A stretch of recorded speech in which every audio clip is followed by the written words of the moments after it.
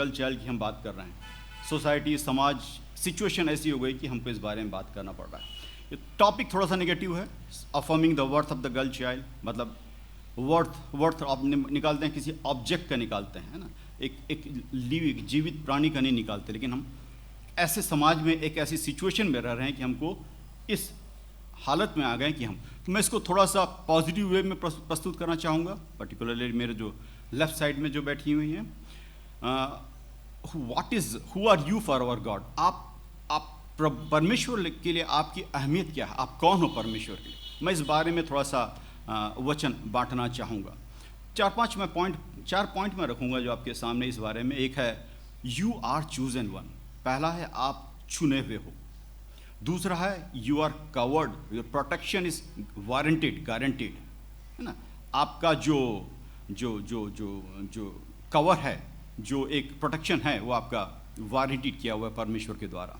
तीसरा है क्रिएशन, आपका क्रिएशन कैसा है, और चौथा है आपकी स्ट्रेंथ क्या है। ये चार बिंदु में मैं बात करना चाहूँगा, कुछ समय अपने उसमें ले लें। सबसे पहले मैं बात करना चाहूँगा चूजन वन, आप चूजे हुए, आप चुने हुए हो। परमेश्वर ने आपको भी चुना है जैसे सबको चुना है। जब हम चुने हुए की जब बात करते हैं तो चुना हुआ बात करने का कुछ दो तीन चीज़ जो हमारे ख्याल में आती है, सबसे बड़ी आती है कि परमेश्वर के द्वारा चुना हुआ, दूसरा संसार के द्वारा चुना हुआ। संसार के द्वारा चुना हुआ अलग होता है, परमेश्वर के द्वारा चुना हुआ अलग होता है। संसार के द्वारा जब हम चुने जाते हैं, एक वर्ष पढ़ेंगे ड्यूटेरोनॉमी, व्यवस्था विवरण, उसका 7 का उसका 6 मैं पढ़ता हूँ आपके सामने। पहले हिंदी में पढ़ता हूँ। क्योंकि तू अपने परमेश्वर यहोवा की पवित्र प्रजा है। यह व्यवस्था विवरण 7 का 7वां अध्याय 6वां पद। क्योंकि तू अपने परमेश्वर यहोवा की पवित्र प्रजा है। यहोवा ने पृथ्वी भर के सब देशों के लोगों में से तुझको चुन लिया है, सब देशों में से तुझको चुन लिया है कि तू उसकी प्रजा और निज धन ठहरे। ये हमारा वो है, मैं अंग्रेजी में पढ़ूंगा इसको। For you are a people holy to the Lord your God. The Lord your God has chosen you to be a people for his treasured position out of all the people who are on the face of the earth. People लिखा है, lady, girl, boy, gents, ऐसा कुछ नहीं लिखा, people लिखा। You are the chosen one, किसी particular उसको नहीं किया हुआ है। ये एक जो परमेश्वर का ये चुनाव है, ये जब हम चुने हुए की बात करते हैं, सांसारिक रूप से जब चुने हुए का मतलब क्या होता है, जब हमें एहसास होता है कि हम चुने हुए हैं, तो हमको एक खुशी होती है, एक अच्छी फीलिंग आती है। और the sense of being chosen is one of the best gift love bestowed on the below. जिसको चुना हुआ जाता है उसको बहुत अच्छी फीलिंग आती है, बहुत अच्छा एक मन में ख्याल आता है। चुने हुए का मतलब होता है someone has seen you as a unique person. किसी ने आपको एक डिफरेंट, एक अलग पकड़ा, यूनिक पहचाना है, इसलिए आपको चुना गया है। और some believe that you have significant contribution to make, इसलिए आपका चुनाव किया गया है उसमें। दूसरा है on the other hand, जो चुने नहीं जाते हैं वो बहुत ज़्यादा रिजेक्टेड, इग्नोर फील करते हैं। जब हम सांसारिक रूप से हम चुने नहीं जाते तो हम इग्नोर, रिजेक्टेड फील करते हैं। There is no gift like being chosen, no pain like rejection. And when a rejection, जब आप रिजेक्टेड जो रहते हैं उसको, जब when they are being chosen, a life get change. जो चुने हुए नहीं रहते हैं, लेकिन जब उनको भी कोई चुनता है तो उनकी लाइफ ट्रांसफॉर्म चेंज हो जाती है। 4 चीज़ मैं बताना चाहूँगा इस बारे में। When you are chosen you are seen as unique, आप एक यूनिक की तरह से देखे जाते हैं। When you are chosen you are recognise as someone who has something to contribute, आपको कंट्रीब्यूट करने के लिए किसी तरह से चुना गया है। To be chosen, why are chosen, when you are chosen it means somebody wants you. परमेश्वर ने जब आपको चुना है, इसका मतलब यह है, या परमेश्वर किसी भी सांसारिक रूप में आपसे, सांसारिक मनुष्य ने जब आपको चुना है, इसका मतलब आप कुछ हो। To be chosen in word almost always mean to be chosen at the expense of someone else. जब आप चुने जाते हो इसका मतलब आप किसी के एक्सपेंस में चुने, किसी के उसमें चुनेगा। In this word the value of chosen witness, जब हम इस दुनिया में हैं, जब आप जितना टफ कंपटीशन होता है, जितना टफ सिलेक्शन होता है, उसके बाद जब आप चुने जाते हो अकॉर्डिंगली आपका वैल्यू ऑफ चूजननेस गोज अप, है ना। जैसे आप नीट का एग्ज़ाम है, एनएससी ने एग्ज़ाम दिया, 20 लाख 25 लाख लोग दिए, 1 लाख चुन के आए, value of importance goes up, right. अगर वही है 5 में, अगर 5 में 4 चुना जाएगा, your value of importance will not. इस दुनिया में जब कितने कॉम्पिटिटिव उसमें चुने हुए हो, ये उसके बाद आपका वैल्यू बढ़ जाता है। मिस इंडिया में लाखों पार्टिसिपेट करते हैं, 1 चुन के आती है, बाकी सब रिजेक्ट हो जाते हैं। इसका मतलब सो मेनी गॉट फेल। हम परमेश्वर के चुने हुए की बात करते हैं। इन परमेश्वर की नज़र में जब हम चुने जाते हैं तो इसका मतलब है कि it chosenness in by God is enriches us instead of diminishing. जब इज़राइल का जो परमेश्वर जो बोलता है Israelis are chosen one, it means the people in the way, कि इसको ऐसा नहीं जैसे कल हम बात कर रहे थे highway to the heaven. Highway जब परमेश्वर ने इज़राइलियों को चुना, इसका मतलब they are chosen to bring something to the society, other people, other community, other Gentiles. इस दुनिया में जो चुना हुआ रहता है, they are supposed to rule, those who are not chosen supposed to serve. परमेश्वर इस तरह से हमें नहीं चुनता।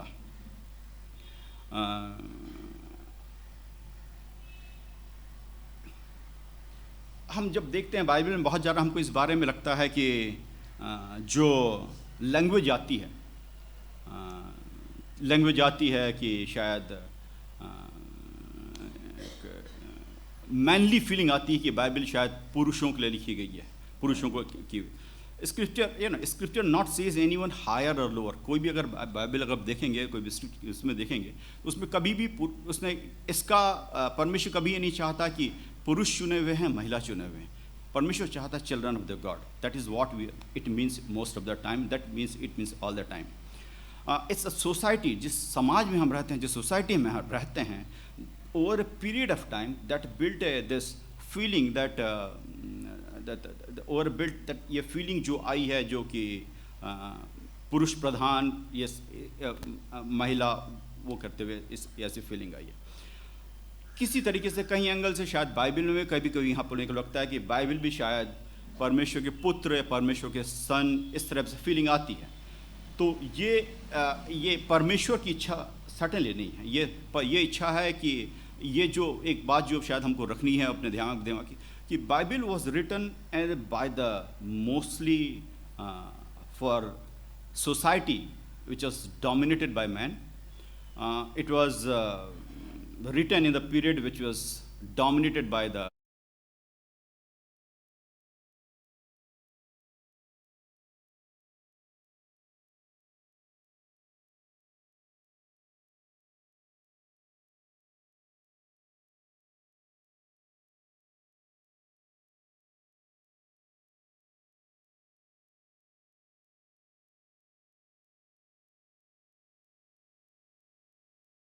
Bible is God inspired. हम जानते हैं कि बट कहीं कहीं वो फीलिंग जो हमको दिखती है, इंटरप्रिटेशन बहुत ज़्यादा ज़रूरी है। इंटरप्रिटेशन बहुत ज़्यादा कभी कंफ्यूज कर देता है, कभी मिस डायरेक्ट कर देता है, कभी किसी अलग डायरेक्शन में ले जाता है। और इंटरप्रिटेशन का ही नज़रिया है कि आज हम इस दुनिया में देखते हैं बहुत सारे लोग अपने अपने नज़रिए से अपने भी चीज़ों को देखते हैं। और एक ऐसी एक इंटरप्रिटेशन में वो आ रहा है कि एक डॉक्टर जो एक लेबोरेटरी में एक जो प्रोफेसर एक प्रैक्टिकल कर रहा था, जो प्रैक्टिकल करता है जिसमें करते हैं ना मेढक वगैरह काटते हैं, क्या नाम है इसका, क्या बोलते हैं उसको, हाँ, तो ऐसे ही प्रैक्टिकल रहा। उसने एक मेढक को रखा टेबल में, उसके बाद मेजरिंग का टेप था, उसके बाद मेढक को जोर से बोला फ्रॉगी जंप, तो फ्रॉगी जंप किया और अराउंड 4 फीट के करीब जंप किया। उसने टेप से मेज़र किया, 4 फीट करीब निकला, नोट किया, रिकॉर्ड किया। उसके बाद उसने क्या किया कि सामने का एक पैर काटा फ्रॉगी का, और उसके बाद फिर से वापस वहाँ रखा, जोर से बोला फ्रॉगी जंप, फ्रॉगी फिर जंप किया। उसके बाद उसने फिर मेज़र किया तो अराउंड 3 फीट के करीब वहाँ पे डिस्टेंस आया, फिर उसने रिकॉर्ड किया। उसके सामने वाला एक और पैर काट दिया और फिर रखा वहाँ पे, फिर जोर से चिल्लाया फ्रॉगी जंप, फ्रॉगी फिर जंप किया। उसके बाद अराउंड 2 फीट के करीब वो लैंड किया। उसने बाद चौथा पैर भी काटा, उसके बाद फिर से बोला फ्रॉगी जंप, तो फ्रॉगी जंप नहीं कर पाया। तो प्रोफेसर ने उसका कंक्लूजन निकाला कि जब मेढक के जब आप चारों पैर काट देते हैं तो मेढक बहरा हो जाता है। तो इंटरप्रिटेशन ऐसी चीज़ होती है कि हम किसी को अपने एंगल से, अपने तरीके से हम उसको इंटरप्रेट करने की कोशिश करते हैं। मैं अभी चुनाव जैसा बताया कि जैसा मैं एक प्रकाश डालने की कोशिश किया कि आपका जो चुनाव हुआ है परमेश्वर का, वो उसी तरह से चुनाव हुआ जिस तरह से राइट साइड वालों का चुनाव हुआ है। आपका भी, आप भी परमेश्वर के वैसे ही पुत्र हो, पुत्री हो, जैसा कि राइट साइड वाले। अभी ये कैसे ये आप कैसे आप गारंटेड है, कैसे आप एश्योर करोगे अपने आप को कि आप उस तरह से कवर्ड हो, प्रोटेक्टेड हो? हमारे साथ परमेश्वर ने एक वाचा बांधी है, एक कॉवेनेंट बांधा है, जो अब्राहम की संतान के साथ परमेश्वर ने कॉवेनेंट बांधा है। कॉवेनेंट का मतलब क्या होता है? कॉवेनेंट एक लीगल डॉक्यूमेंट होता है। कॉवेनेंट एक वर्बल डॉक्यूमेंट नहीं होता है ना। कॉवेनेंट एक ऐसा डॉक्यूमेंट होता है जो कि आप दोनों पार्टी जो रहते हैं, दोनों पार्टी को उसको एग्री करना पड़ता है, डॉक्यूमेंट करना पड़ता है, उसके बाद आप रिकॉर्ड करना पड़ता है। कॉवेनेंट में दोनों पार्टी लायबल रहते हैं, रिस्पॉन्सिबल रहते हैं। कॉवेनेंट ऐसा होता है कि जैसे अगर एक ने डिफ़ॉल्ट किया तो आप उसको, you can sue him, you can take him to the court. जैसा मेरा अंजलि के साथ में कॉवेनेंट है, एक वाचा है। मेरे माँ बाप के साथ या मेरे बच्चों के साथ में कॉवेनेंट नहीं है। That is my social responsibility, है ना। बट अगर if I am breaching the covenant with my wife, then she can take me to the court. So that is a covenant. और हम सब, हमारे लिए एक कॉवेनेंट है जो परमेश्वर ने हमारे साथ बांधी है। आप लोगों के लिए कॉवेनेंट है जो परमेश्वर ने आपके साथ बांधी। ये लीगल बाइंडिंग डॉक्यूमेंट है जो कि आप कभी भी क्लेम कर सकते हो। इस तरह से आप परमेश्वर के द्वारा चुने गए हो, इस तरह से परमेश्वर ने आपको अलग सेपरेट किया हुआ है। एक मैं थोड़ा सा हिस्टोरिकल पर्सपेक्टिव बताऊंगा क्यों हम सोसाइटी से इस सिचुएशन में आए हैं जब हम पुरुष प्रधान या इस तरह से हम कहते हैं। अगर आप देखेंगे पहले परमेश्वर का प्लान जैसा हमने पहले देखा, कभी ऐसा नहीं था कि ये इस तरह से हो, लेकिन over ages, period of the ages में ऐसा सोसाइटी ऐसा डेवलप होता गया। पहले रोल बहुत डिफाइन थे। पुरुष बाहर जाएंगे, किसान खेती करेंगे, मेहनत करेंगे, महिलाएं घर का काम संभालेगी और महिलाएं बच्चे संभालेगी। इसमें कहीं पे कोई मैं कोई अपना नज़रिया या कोई अपना वो नहीं दे रहा हूँ, लेकिन मैं एक अपने विचार प्रस्तुत कर रहा हूँ। किसी पर्टिकुलर के साथ में या अगेंस्ट में ऐसा नहीं है। तो एक रोल बहुत डिफाइन था उसमें कि पुरुष ये करेंगे और महिला वो करेंगी। न पुरुष को अपने रोल से प्रॉब्लम थी, न महिलाओं को अपने रोल से प्रॉब्लम थी। सोसाइटी बड़े सही तरीके से, और इस तरीके से हम देखेंगे पिछले 2000 लगभग 1900 सेंचुरी तक या उससे पहले सेंचुरी तक ये सब चलता रहा। सेकेंड वर्ल्ड वॉर ने बहुत कुछ चेंज किया। जो दूसरा विश्व युद्ध हुआ उसमें क्या हुआ कि जितनी वेस्टर्न फोर्सेस या जितनी ये सब थी, वहाँ से आदमियों को जो अपने जो बिजनेस थे वहाँ से निकाल के वार फ्रंट में भेजा गया। जो आदमियों को उनके जो फैक्ट्री में जो काम करते थे, जो किसान थे, ये सब थे, वहाँ से उनको निकाल के वार फ्रंट में भेजा गया। अब अभी भी आपको फैक्ट्री चलानी है, अभी भी आपको खेती करनी है, वो सब करनी है, क्योंकि बिजनेस चलाना, इकोनॉमी चलानी है। तो महिलाओं को उनके हाउस होल्ड जो काम है वहाँ से निकाल के उनको फैक्ट्री में डेप्यूट किया गया, फैक्ट्री में डाला गया कि वहाँ पे वो जाके फैक्ट्री को संभालें, ताकि बुलेट बननी है, पिस्टल बननी है, गन बननी है, ताकि वो सपोर्ट कर सकें वार फ्रंट में। वैसे खेती करनी है वो कर सकें, वैसे इकोनॉमी चलानी है, ये सब वो कर सकें। तो अभी महिलाओं का जो रोल हो गया वो एक तरह से हाउस होल्ड संभालने के साथ में ये दूसरा रोल भी हो गया। वो था इकोनॉमी चलाना, पूरी कंट्री चलाना। जब वर्ल्ड वॉर ख़त्म हुआ 1939 से 45 तक वर्ल्ड वॉर चला, उसके बाद जब ख़त्म हुआ तो उसके बाद में एक ये जो बैटल हार्डेड जो जवान हैं, जो ये वापस अपने जब घर में आए तो वो पाए कि सोसाइटी में उनकी कहीं पे जगह नहीं रही। सोसाइटी में उन्होंने पाया कि महिलाओं ने इकोनॉमी संभाली, महिलाओं ने फैक्ट्री संभाली, महिलाओं ने घर संभाल लिया, महिलाओं ने खेत वगैरह सब कुछ संभाल लिया। ये एक बहुत बड़ा आपस में डिफरेंस खड़ा हुआ। और ये जो उसके साथ में ये भी था कि ये जो पुरुष जो गए थे वार फ्रंट में पिछले इतने साल की युद्ध के बाद में, ये वो सब जो ट्रेड्स हैं, जो वो सब हैं, जो आदतें हैं, वो सब भूल चुके थे। तो वहाँ पे आने के बाद में उनको, जब वापस में आने के बाद में, एक वो काम कर सकते थे, दूसरा उनके लिए वहाँ पे कहीं पे जगह नहीं थी। तो ये आपस में एक बहुत बड़ा डिफरेंसेस सोसाइटी में पैदा हुआ। और ये डिफरेंसेस जो था एक कहीं ना कहीं, अब ये जो आदमी आए हैं बहुत पावरफुल हैं, बहुत स्ट्रांग है कि वो और डिफेंस में थे, वारफ्रंट में थे, ये सब थे। तो वो अपना फ्रस्ट्रेशन इस तरह से वो महिलाओं पे, बच्चियों पे, कमज़ोर लोगों पे अपना एक्सप्रेस करने लगे। तो ये एक थोड़ा सा हिस्टोरिकल पर्सपेक्टिव इसका था कि ये कैसे ये चालू हुआ। इसी दौरान में ये देखा गया कि रोल जो थे पहले डिफाइन थे, वो रोल थोड़े से डिस्टर्ब हो गए। रोल पहले था कि महिलाएं एक ये एरिया संभालेंगी, पुरुष एक। अभी यहाँ पे पुरुष किसी लायक नहीं रहे, महिलाएं ये रोल। मैं तीसरा बात जो बताना चाहूँगा, आपका क्रिएशन कैसा है। और मैं पैंडेमिक से पहले मैं जब एक बार पेरिस गया था, पेरिस में एक बहुत ही सुंदर सा कैथेड्रल है, नोट्रे डेम करके कैथेड्रल था, बहुत बड़ा कैथेड्रल, बहुत ही ब्यूटीफुल, बहुत ही ग्लोरियस, बहुत मैग्निफिसेंट कैथेड्रल था, और सेंट्रल पेरिस में था। और उसके बाद अनफॉर्चुनेटली कुछ दिन के बाद वो आग में जल गया। अब ये बिलियंस ऑफ डॉलर्स इसको फिर से रिबिल्ड कर रहे हैं।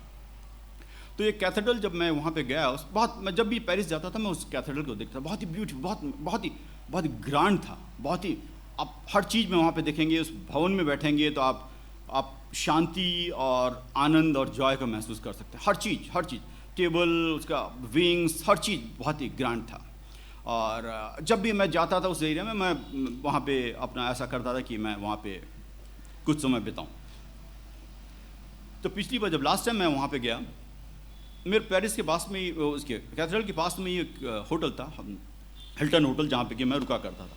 और हमेशा हिल्टन होटल में मेरे को जो रूम दिया जाता था, वो जो पेरिस का जो सीएन रिवर है वहाँ की, वो फेसिंग दिया जाता था। लेकिन लास्ट टाइम जब मैं गया था उस समय मेरे को जो रूम दिया गया वो कैथेड्रल फेसिंग, उस साइड उसका फेसिंग था, और मेरा लगभग 20 या 22वां फ्लोर था। तो मैं विंडो निकल के जब देखने लगा नीचे, तो मेरे को बहुत सुंदर सा उसका कैंपस दिखा, बहुत सुंदर सा सारा लश ग्रीन ये सब दिखा। और उसके साथ में मेरे को रूफ भी बहुत ही, छत बहुत अच्छी, बहुत सुंदर सी दिखी। तो मेरा और ज़्यादा जिज्ञासा हुई। मैं 22वें फ्लोर में था, उसके बाद मैं वहाँ पे देख रहा था। मैं फ्रंट ऑफिस से बाइनोकुलर लेके आया, उसके बाद फिर मैं और ज़्यादा क्लोजली उसको देखने लगा। बहुत ब्यूटीफुल रूफ को उन्होंने बनाया था, बहुत ही ब्यूटीफुल। रूफ में जो उन्होंने टाइल लगाई, रूफ में जो नक्काशी की, वो किसी भी तरीके से जो नीचे जो अंदर कैथेड्रल, उससे मल्टीपल टाइम ब्यूटीफुल थी, बहुत ही ज़्यादा सुंदर, बहुत ही ज़्यादा उम्दा थी। और आप घंटों तक उसको ऊपर देख सकते थे। मैं अभी तक जो कैथेड्रल जाता था नीचे देखता था, बहुत सुंदर पाता, लेकिन जब मैं ऊपर से देखा तो देखा कि वो और ज़्यादा, सबसे ज़्यादा। तो उन कारीगरों ने अपना सबसे सुंदर, सबसे अच्छा जो अपना जो वो काम किया है, वो लास्ट में रूफ में, छत में किया है। वो बेस्ट ऑफ द बेस्ट के लिए है, परमेश्वर के लिए किया है। उस ज़माने में अगर आपको याद हो, ये 200-250 साल पहले कैथेड्रल बना था। उस समय में एरोप्लेन नहीं थे, उस समय ड्रोन जो आप ऊपर जाके देख सकते हैं ये सब नहीं थे, हेलीकॉप्टर वगैरह नहीं सकते। तो वहाँ पे आपको रूफ में जाने का कोई आदमी के लिए कोई जरिया नहीं था। तो वो रूफ जो बनाया गया था सिर्फ परमेश्वर के लिए बनाया गया था, किसी आदमी के लिए नहीं बनाया गया था। कैथेड्रल में अगर आप टिपिकली जाएंगे तो कैथेड्रल में आप पाएंगे कि आप ऊपर रूफ में नहीं जा सकते। अभी सीढ़ी का प्रोविज़न वगैरह कर दिया है। कैथेड्रल एक बहुत होली जगह है, पवित्र जगह है, जहाँ परमेश्वर की उपस्थिति मानी जाती है। तो आप कोई भी छत में पैर नहीं रख सकता, ये हमेशा ये ध्यान रखा जाता था कैथेड्रल में। अभी हम देखते हैं, लेकिन उस समय में ऐसा नहीं था। तो ये जो भी उन्होंने अपना सर्वश्रेष्ठ सबसे लास्ट में किया था, परमेश्वर के लिए किया था और किसी के लिए नहीं किया था।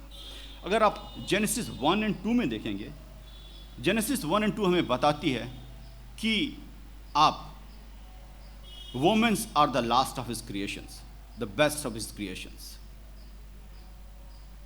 परमेश्वर ने पहले 6 दिन बनाए, पहले सारे संसार को बनाया, उसके बाद पुरुषों को बनाया और उसके बाद फिर महिलाओं को बनाया। You are the last of his creation, you are the best of his creation, and that is what you are worth for him, that is what you are capable of. किसी भी आर्टिस्ट को देखें, किसी भी painter को देखें, वो सबसे आखिरी में ही अपने सबसे अद्भुत और सबसे बेहतरीन कारीगरी बनाते हैं, हमेशा भी देखेंगे आप उसको। और उसके बाद नहीं, जब शाहजहाँ को आप शायद अगर जानते हो, जब उसने ताजमहल बनाया तो उसने क्या किया, लास्ट में बनने के बाद जितने भी कारीगर थे सबके हाथ काट दिए ताकि कोई दूसरा ताजमहल नहीं बन सके। तो ऐसा होता है, जो भी कारीगर बनाता है सबसे लास्ट में सबसे अच्छी, सबसे सुंदर चीज़ बनाता है। That is what you all, my sister, my friends you are.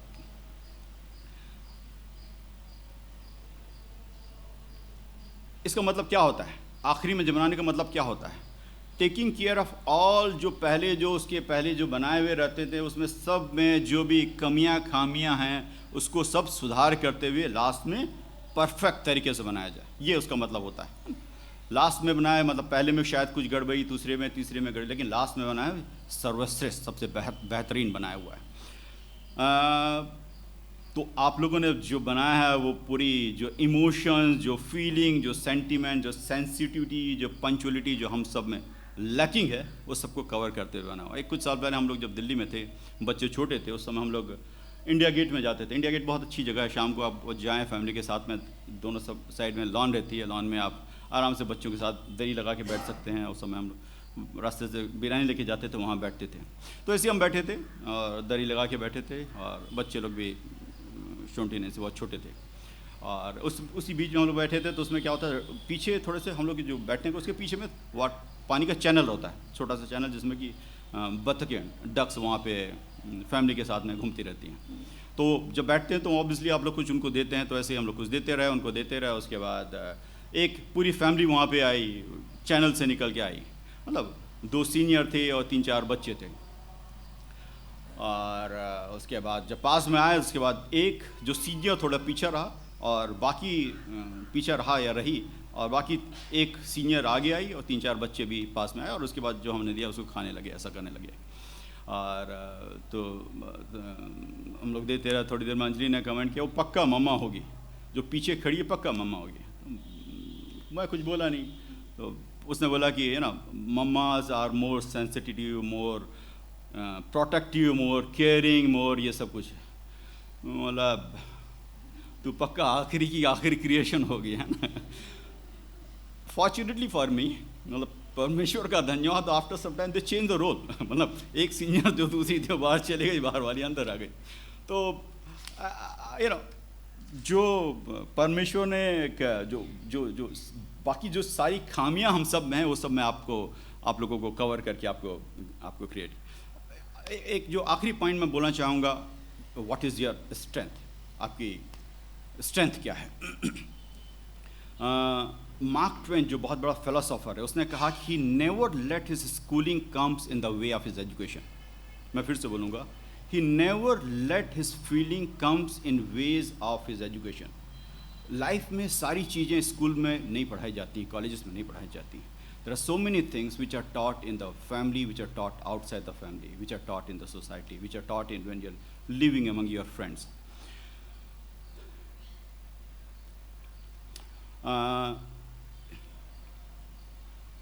अब जब हम लोग एक बार रिट्रीट में गए थे, रिट्रीट में आपको याद होगा कुछ जो वहाँ पे उस समय थे, हम वहाँ पे बाजू में एक उसमें गए थे, एक ऑर्फनेज में गए थे। ऑर्फनेज था एक, जहाँ बच्चियों को रखा गया था, जो भी था उसको मालूम होगा।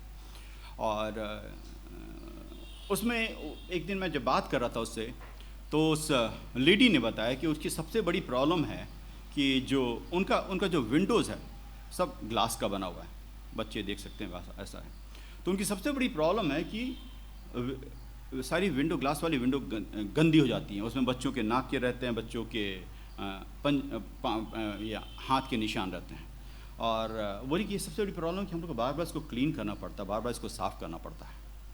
और मैं बोला क्यों, कि क्या होता है, क्यों ऐसा होता है। तो उसने बताया कि बच्चों को बताया गया है कि प्रभु यीशु मसीह आने वाले हैं, और जब प्रभु यीशु मसीह आएंगे आपको पूरी अपने पास ले जाएंगे और आप पूरी तरह से पूरे हो जाओगे।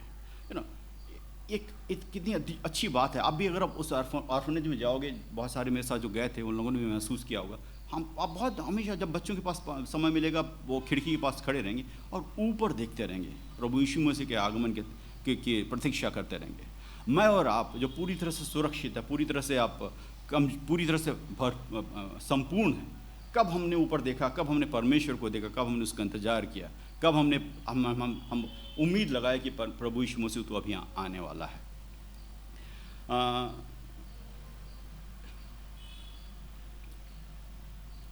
साम 71 जो हमने पढ़ा है, भजन संहिता 71, थोड़ा सा पढ़ेंगे हम। इसमें मैं बैकग्राउंड में नहीं जाऊंगा कि ये साम किस कॉन्टेक्स्ट में लिखा गया, शायद वो आज उतना रिलेवेंट नहीं है इस टॉपिक के लिए, लेकिन इसमें जो कुछ कुछ चीज़ें जो दाऊद ने लिखी हैं, उसका बैकग्राउंड ये था कि अबसलम से जब उसके बेटे अबसलम जब उसके पीछे था तो उसने ये अपने बुढ़ापे में ये साम लिखा था। कुछ कुछ चीज़ें जो उसने लिखी है जो बहुत ही हमारे लिए ज़रूरी है और आप लोगों के लिए ज़रूरी है जब हम उस दौर में गुजरते हैं कि जब कठिनाई वाले दौर में। पहला वाला वर्स है, उसमें लिखा है, अंग्रेजी में लिखा है, in you O Lord do I take refuge. Refuge का मतलब क्या होता है, उसके बाद में और आएंगे। थर्ड में लिखा है, be to me a rock of refuge, you are the Lord who is my rock of refuge. तीसरा का ये आखिरी में लिखा, you are my rock and you are my fortress. और पांचवें वर्ष में लिखा, यू आर माई होप। ये सब जो चीज़ें हैं, ये हम सब जब हम उस दौर में गुजरते रहते हैं तो हमको एक एहसास दिलाती है कि रेफ्यूज क्या है। रेफ्यूज एक शरण स्थान जहाँ पे कि आप अपनी कठिनाई में, अपनी उस कठिन दौर में जा सकते हैं। यू आर रॉक का मतलब क्या होता है, चट्टान, एक ऐसी चट्टान जो कभी हिलती नहीं, एक ऐसी चट्टान जो मजबूत है। जब आप वहाँ पे गए चट्टान में जब खड़े हुए, आप एक बिना हिलने वाली चट्टान में खड़े हुए हो। फोर्ट्रेस, एक किला क्या होता है, जब आप किले के अंदर जाते हो, किले के अंदर आप पूरी तरह से सुरक्षित रहते हो। एक इसमें बहुत अच्छी चीज़ जो मैंने वर्ष 9 में जो मैं अपने बार बार अपने परिवार को बोलता हूँ, do not cast me off in the time of old age. Do not cast, ये बात डेविड बार बार इस बात को बोलता है, do not cast me off. Cast me off को मतलब क्या होता है, सबसे इंपॉर्टेंट हमारी ज़िंदगी में रहता है परमेश्वर की उपस्थिति। कास्ट मी ऑफ मतलब दैट परमेश्वर has gone out of our life. तो ये डेविड इस उम्र में पुकार के कह रहा है कि do not cast me off. God made man and women in his image. लेकिन हमने क्या किया, परमेश्वर ने हमको अपनी इमेज में बनाया, लेकिन हमने क्या किया, हमने परमेश्वर को अपनी इमेज में बना दिया। सो कमज़ोर, वीक, हमने परमेश्वर को अपनी इमेज में बना दिया। It's not the quantity of faith that matters, it's not the quality of faith that matters, but the object of faith that matters. किस पे विश्वास है, कौन है आपका ड्वेलिंग प्लेस, कौन है आपका रॉक, कौन है आपका शरण स्थान, कौन है आपका रेफ्यूज, दैट मैटर्स। आप कितना विश्वास कर रहे हो, दैट डजंट मैटर। लोग हैं बाहर दूसरी जगहों में, उनका विश्वास आपसे बहुत ज़्यादा है। आप कितनी क्वालिटी, कितनी क्वांटिटी को विश्वास कर रहे हो, दैट डजंट मैटर, बट किस पे विश्वास कर रहे हो, दैट मैटर्स। मैं आपको बोलना चाहूँ, don't add years to your life, don't add years to life, but add life to your years. जो ज़िंदगी है, add life to those years what you have. हमारा प्रोटेक्शन हमारा परमेश्वर है, हमारा प्रोटेक्शन और कोई नहीं है। नैन्सी जब छोटी थी, हम जब अपने घर में थे, वहाँ पे कोरबा में, हमारे घर के सामने थोड़ा उस समय ओपन स्पेस हुआ करता था। नैन्सी बहुत छोटी सी थी, मैं अंदर में उसमें बाहर कोर्टयार्ड में बैठा हुआ था। थोड़ी देर के बाद मैं नैन्सी बाकी बच्चों के साथ खेल रही थी, बहुत ज़ोर से नैन्सी चलाई, पप्पा पप्पा करते हुए। मैं बाहर निकला, देखा तो कि एक छोटा सा जो देसी कुत्ता है उसके पीछे खेल रहा था, उसके पीछे, लेकिन इसको लगा कि शायद उसको अटैक कर रहा है, सब कर रहा है। तो मैं उसको, नैन्सी को लिया अपनी गोदी में, वो बेचारा कुत्ता मेरे साथ पैर के पास आके वो खड़ा हुआ। नैन्सी बिल्कुल एकदम रोई हुई, बिल्कुल आँखों से बिल्कुल एकदम रोशनी, बिल्कुल उसका ये सब हुआ। नैन्सी मेरे को देखी, कुत्ते को देखी, मेरे को देखी, कुत्ते को देखी, उसके बाद थोड़ी बोली ना ना ना ना ना ना ना ना ना, देखिए कुत्ते को बोलने लगी। मतलब परिस्थिति बदली नहीं, सिचुएशन बदली नहीं, मैं भी हूँ वहाँ पे, कुत्ता भी है वहाँ पे, नैन्सी भी वहाँ पे, लेकिन क्या हुआ, एक उसको इस बात का एहसास हुआ कि उसके साथ में उसका पिता है। हमारी सिचुएशन बदल सकती है, हम किसी भी परिस्थिति में आ सकते हैं, लेकिन जब हम इस बात का एहसास होता है कि परमेश्वर हमारे साथ में है, तो हमारा विश्वास, हमारा कॉन्फिडेंस, हमारा भरोसा, हमारी उम्मीद उसमें है। नंबर्स हमने पढ़ा, गिनती 27 की जो वो है, एक बहुत ही सुंदर 2-3 चीज़, मैं टाइम हो रहा है, मैं वो करूँगा। बहुत ही सुंदर तरीके से 5 बेटियों के बारे में बताया, how they fought for their right, है ना, how they fought for their right. They gone to Moses के पास गए कि आप हमें हमारा जो इनहेरिटेंस हमारे पिता का है वो दो, और परमेश्वर का उसका क्या रिएक्शन था, परमेश्वर ने बोला जी हाँ आप उनको दो, because they deserve this. So that is the God, he has equal thing as for his entire all children, है ना। इस बाइबल में 3-4 के बारे में बहुत बार बोला गया है एनिमल्स के बारे में। एक है शीप, दूसरा है ईगल्स एंड लायंस। शीप हम जानते हैं कि बहुत ही बहुत डम्बेस्ट होता है, और शीप ज़्यादा वो नहीं रहता। हम जब ईगल देखते हैं और लायन देखते हैं, जिसमें परमेश्वर हमेशा अपने आप को जब रिप्रेजेंट करता है, अपने आप को रिफ्लेक्ट करता है, ईगल्स और लायन के में रिफ्लेक्ट करता है, दैट इज़ द स्ट्रेंथ। मैं जो बात करना चाहूँगा आपके लिए, ईगल्स का क्या स्ट्रेंथ है। ईगल को आपने देखा, ईगल को आप देखोगे, मैं जहाँ जिम में जब वॉक करता हूँ शाम को ट्रेडमिल में, सामने में एकदम वो है जो पेड़ बहुत सारे हैं, और उसमें एक सबसे ऊपर वाले पेड़ में हमेशा ईगल बैठा रहेगा, नीचे सारे कौवे कबूतर सब बैठे रहेंगे, लेकिन हमेशा वहाँ पे वो बैठा रहेगा, और एक ईगल की शाप बहुत राइट दूर से रहेगी। परमेश्वर उस तरह से देखा। लायन का क्या होता है, लायन आपने देखा है, lion is not the strongest animal in the world. कौन है स्ट्रांगेस्ट एनिमल? Elephant, right. इस एलिफेंट उससे मल्टीपल टाइम भी रहता है। Lion is not the tallest animal in the world. Giraffe is the tallest animal in the world. Lion is not the biggest animal in the world. Hippopotamus is the biggest animal in the world. In the jungle, lion is not the fastest animal in the jungle. Cheetah is the fastest animal. But still, and lion is also not the intelligent. Monkey शायद उससे ज़्यादा multiple time intelligent होंगे. But lion को अगर आप देखेंगे, it destroys जो आप में जो वीकनेस, अपने आप में कमजोरी देखती होगी कि हम कमज़ोर हैं, हम ये, लेकिन लायन को देखेंगे, लायन में ऐसा कुछ भी नहीं है कि वो जंगल में रूल करे, है ना। वो न टॉलेस्ट है, न स्ट्रॉन्गेस्ट है, न वो बिगेस्ट है, न वो फास्टेस्ट है।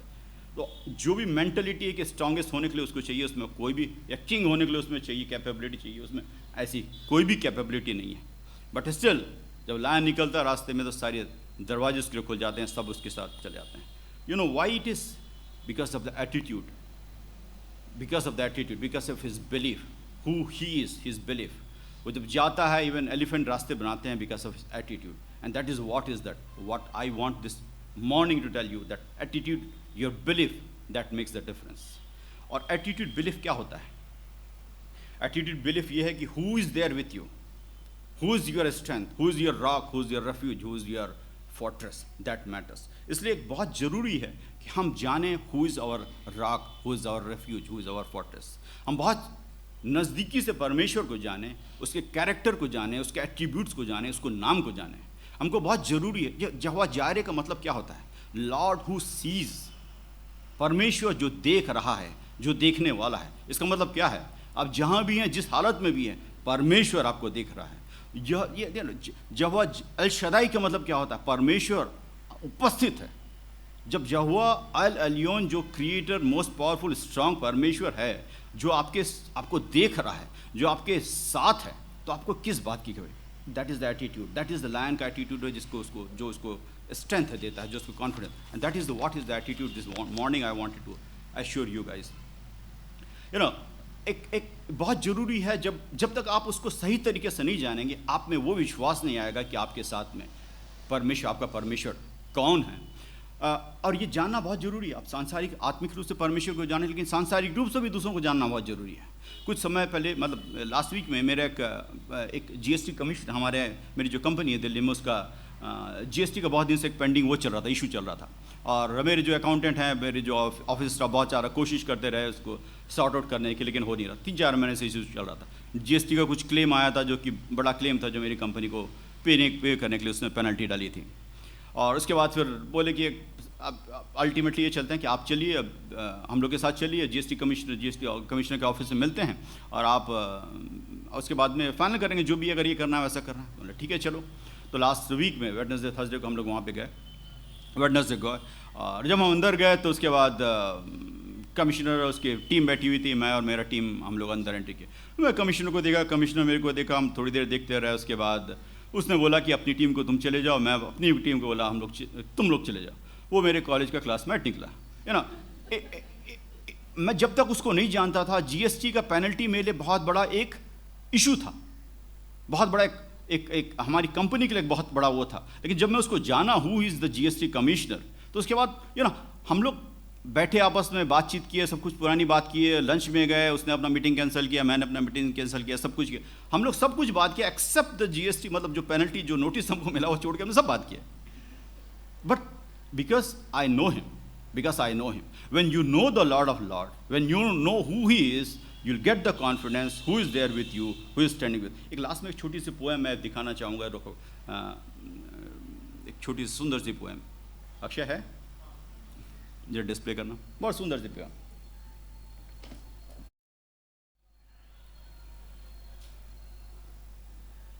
पहला वाला, his presence came like sunrise, title है ना। थोड़ा सा गैप में, थोड़ा सा बीच बीच में गैप में वो व्हाट्सएप में वो चलने जाने में हो गया।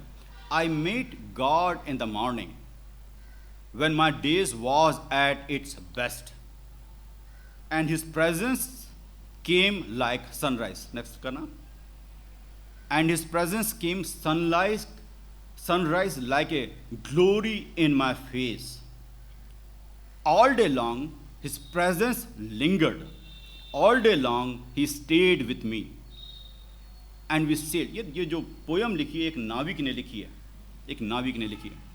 All day long he stayed with me, and we sailed in perfect calmness. All the day, पहले वाला देखने, all day long his presence lingered, all day long he stayed with me, and we sailed in perfect calmness. आगे करना, and we sailed in perfect calmness. आगे करना, over a troubled sea.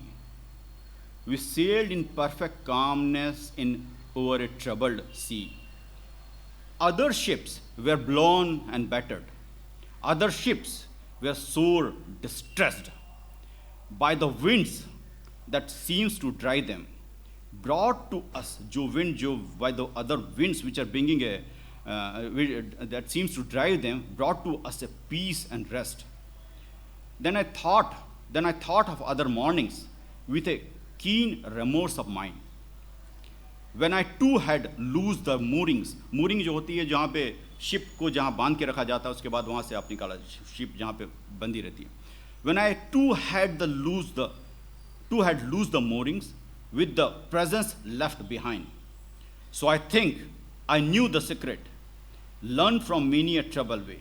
You know, mooring say when we has come out ship on this. So I think I knew the secret, learned from many a trouble way.